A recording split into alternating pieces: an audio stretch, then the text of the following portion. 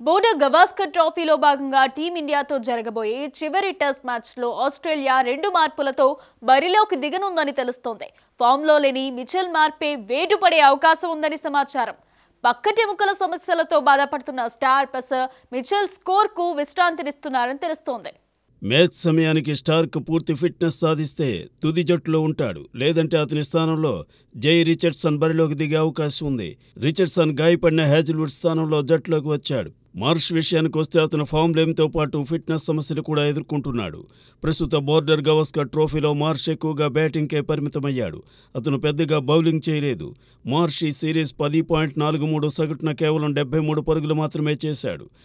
Middle ఆర్డర్లో Marsh ఆసీస్కు పెద్ద సమస్యగా మారాడు. అందుకే అతనిపై వేటు పడనుందని తెలుస్తోంది. ఆఖరి టెస్టులో మార్ష్ స్థానంలో బ్యూవెబర్ తుది జట్టులోకి వస్తాడని సమాచారం. పై 2 మార్పులతో ఆసీస్ చివరి టెస్ట్ బరిలోకి దిగే అవకాశం ఉంది.